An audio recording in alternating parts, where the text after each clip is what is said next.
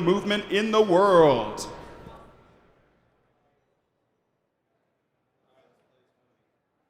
These are historic times for the crypto community, and Stand With Crypto is leading the way. Stand With Crypto is the largest pro-crypto movement in the world. We are more than 2.1 million organized crypto advocates hungry for change. In 2024, our election hub helped more than 600,000 people prepare to vote and generated more than 715,000 lawmaker contacts. Our Swing State Tour brought together thousands of crypto users, and we held hundreds of grassroots events across the country.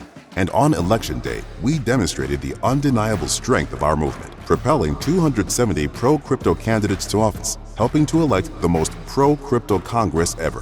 2025 will be our best year yet, as we continue to work hand in hand with a newly pro-crypto government. We are the voice of innovation, making history today. We are crypto. Sweet. Hello, ETHDenver. I'm gonna sit over here. Thank you all for coming. My name is Mason. I am the community director of Stand With Crypto. I think that video explained a lot of what we do, but in brief, we are a nonprofit that creates an advocacy hub, and we want to be your voice on Capitol Hill. So we want everybody at ETHDenver to have, everyone at ETHDenver, every conference, every crypto builder, user, founder, to have the ability to make sure that their representatives represent their interests. And we have tools for emailing, calling. We have a database of all American politicians, what they've said about crypto, and what their score is from A to F.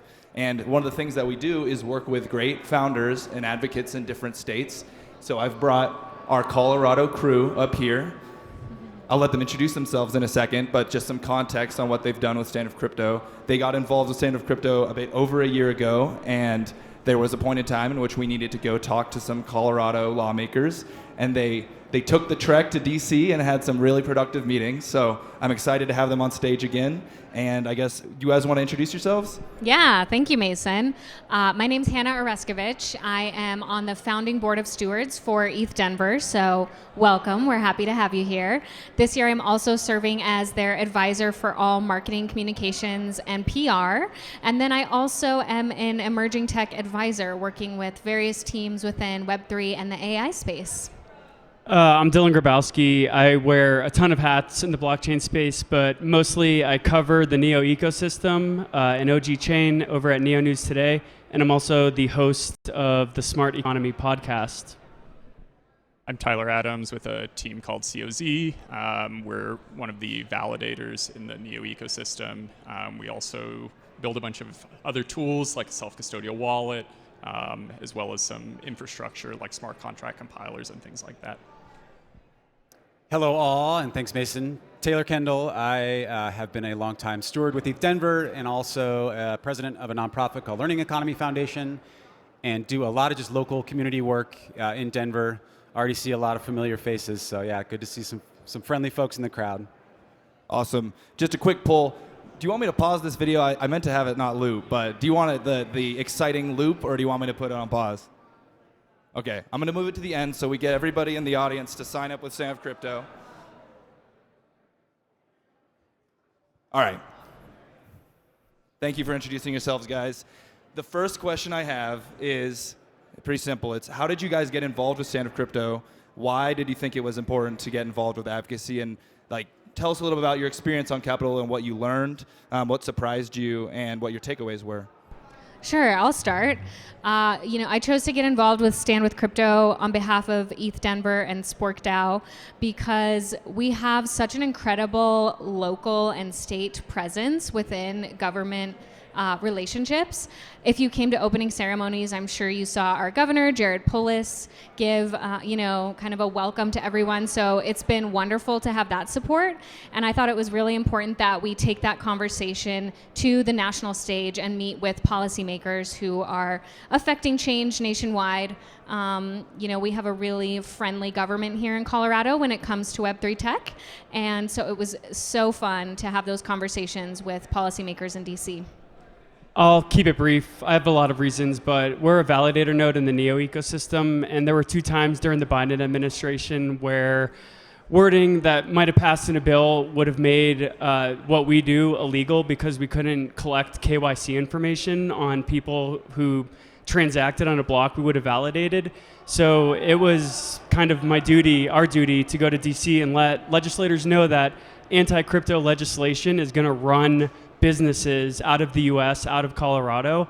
And we just went there to talk to Colorado legislators and say, we earn money, we pay state and federal taxes, I employ people locally, and by you not having a position, or even worse, taking a position of someone who has a negative stance on this industry and this technology, is going to harm you and the state's bottom line. Yeah, for me, pretty much echoing Dylan's concern. Also, as a self-custodial wallet that's open source, there have been a lot of issues with attacks from policymakers towards just in general the open source community, specifically within the blockchain space. So providing some education on that and what it's actually doing to the US as innovators in technology was kind of a motivating topic for me. We're just rolling down the line. I'll be quick as well. I mean, for me, it was one, I think, being a little bit of a cheerleader for other folks I know doing amazing work in Colorado. So that just felt important. And it's also just the humanizing layer. I think I'd spent a little time in DC at the US Department of Education, and it was very obvious to me that I had created a perspective on what it meant to do that work and what policymakers are that was pretty far separated from that role, actually. And so, yeah, for me, it was just about humanizing, meeting people, and you realize really quick that these are mostly good folks trying to like do well for the American people. That's not always the case. I don't know how spicy we'll get, but yeah, for me, it was just the humanizing layer, making sure I understood that these are real humans that I can trust.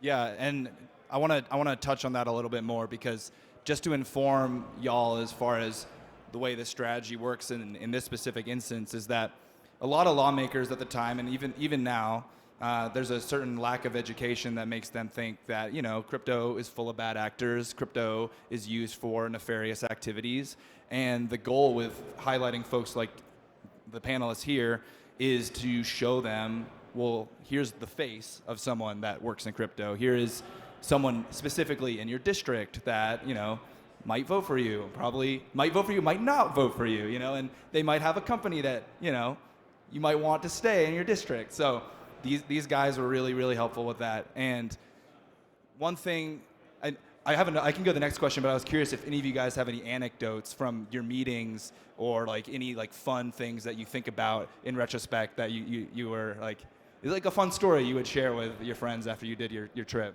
Yeah, I'll just jump in. We met with Senator Hickenlooper, who was also the former governor of Colorado, and the first thing he said, he was the first meeting we had that day, the first thing he said is, you need to realize that the people you're going to be talking to today are just like the people that you went to high school with.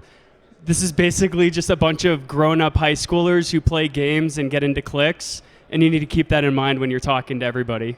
And he also pissed off his staffers because he rolled like 5 or 10 minutes over. And if you know the schedules of folks like that, so yeah, it felt justified. That's really funny. No, it's. Oh, do you have something, Hannah? Oh, no. Okay, no, it's funny. Like, what do you say? Like, anyone who's in Model UN in high school? It's called Model UN for reason. I don't know. Model Congress. I don't know. But cool. So one of the things that is really exciting about this coming year is, and I've been telling people at the booth all week, we have never been in a better position for crypto in America. We have an entire government that is, pretty interested in crypto. The Congress is very there's a serious bipartisan alignment that we should do some stuff and make sure crypto stays in America and that we are able to maximize the innovation and make sure that it delivers value to our population. And you might have seen stablecoin is something that people are looking at. But last year, there was something called FIT 21. It's a market-structured bill that would assign responsibility across different regulators, help define different definitions of decentralization. And that was something that passed the House with a bipartisan majority. And so now this year, where we have a even more pro-crypto government, we expect that legislation will come to the floor. And that's where everybody here will play a good role. Because In those moments, we need all the advocates, all the folks at these conferences, all the folks that, own crypto and are interested at home to send emails to the representatives, and they can use standwithcrypto.org to make that happen. But to turn it into a question, with all the exciting upcoming legislation, and let's assume we make it happen and we get these rules of the road implemented, what is exciting to you about a pro-crypto future where regulation is established, and what do you think you could see, what do you hope to see in that world? One of you want to kick it off this time?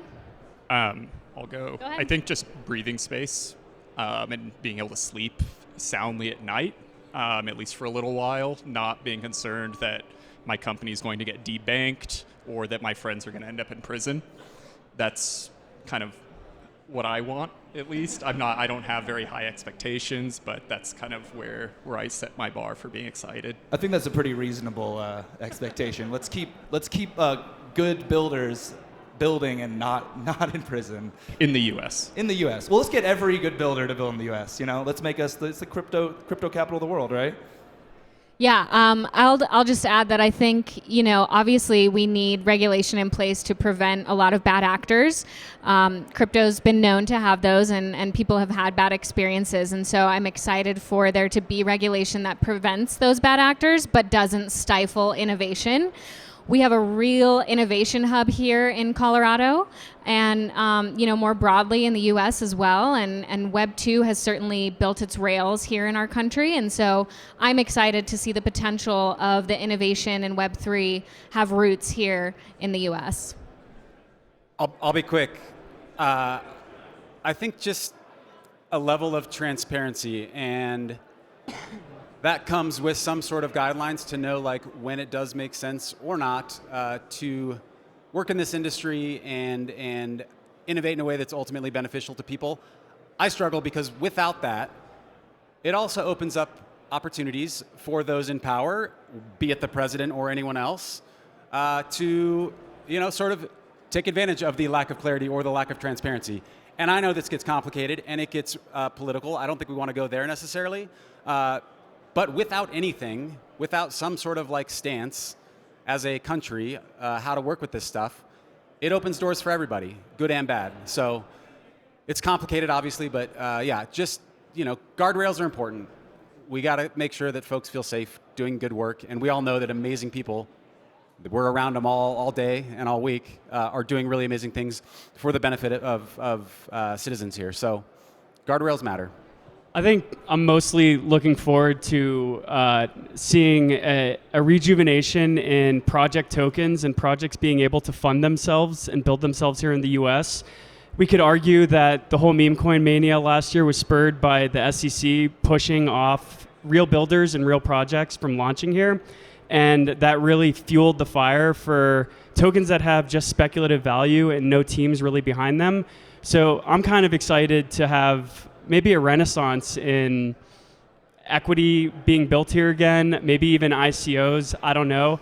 But yeah, a new SEC and stopping to force people into speculative play coins and tokens. I'm really excited to see what's going to happen in the next year or two. Yeah, and it's really exciting to see that a lot of the folks that are getting involved at the government level from those in those agencies actually understand crypto, because that's what you really want. You want people that in good faith will try and understand what's good, and we do really want people to get protected as well. I'm speaking for myself right here, but it's watching people get wrecked has been pretty brutal. So I'm hoping for a good future as well. Next question would be, and I guess it ties into the conversations you guys had on the Hill, but it also ties into the next few years. Hopefully we see real businesses, real use cases manifest themselves now that there is backing of the government, theoretically. What are some of the use cases that resonated with the lawmakers, and what are some of the use cases you hope to see take hold now that we are free to build in a way? I think the coolest part was seeing some of the use cases that you guys brought to the policymakers. So let's hear a little bit about that. So one of the subsidiaries that we work together on is called Item Systems, and it's a non-fungible item. It's a physical good that has a digital twin on chain. So you can have a physical good that has an NFT that represents ownership over it. And so we brought apparel and bags that had these chips embedded into them. And so as we're talking with legislators and they're just trying to figure out what a crypto token is or whatever, we're like, no, let's take a step back and realize that you can actually use this for real world value. You can have a backpack that if it gets stolen, you have a chip that's embedded into it that says on chain, this is this wallet's NFT and this belongs to this person. So if your backpack gets stolen, you can demonstrably prove that it's yours. And to walk into a senator or a congressperson's office and just show them that you can tap scan the chip and that you can see the NFT on chain that represents ownership over that physical good. It was kind of like a mind-blowing way to show them how blockchain can be used and not just for hyper speculative, number go up value. Yeah, make it real. That's all I'm going to say because I know we're short on time. Got to make it real for people. That doesn't always mean tech. Sometimes it's just investing in community and good people. Shout out. There are strange humans in the world, and they matter just as much. Shout out Cyborg. Yeah, so another thing that at least to me, really seemed to resonate with some of these regulators is the engagement in local industry and kind of bootstrapping that and supporting them. I know, like, in the blockchain industry, there's a lot of push for these large institutions to come in and get involved, but for a lot of these representatives, what they really want to see is how it directly represents their constituents, especially the small businesses within their districts. So anything that kind of enables them or enables these local markets to engage with higher liquidity is pretty appealing to them. Yeah, and just to add to that, we had the policy summit yesterday. So we brought in, staffers from various offices who we had met with. They were able to tour ETHDenver, be on site. Thanks to Taylor for some of those relationships and bringing those people together. It was just really incredible to watch them in real time start to play with and wander around and get a better feel for this being so much more than what the markets are doing. Awesome. Well, we're running out of time here. I had a final question, which we may have already covered, but we could do rapid fire. It was, what are you most excited for about the future of crypto? Do you guys think you've answered that, or do you want to take a quick one-sentence answer? I'm just going to go ahead and shill Stand With Crypto for the ability that they were able to bring us out there. And I think that a lot of us felt like we got to participate in democracy and actually make a change. When SAB 121 was put to the floor, we actually spoke with 2 Democrats that crossed party lines. So thank you for bringing us out there. I really do think that we got to make a positive impact. And we could see that with the vote that got people to go against their party. Yeah. One thing I do want to say, do you guys want to say anything else? Okay. Gratitude as well. Yeah, you guys are awesome. It's a team effort. I want to impress on everybody in the crowd. I'll wake my laptop up again so you can see. But let's see.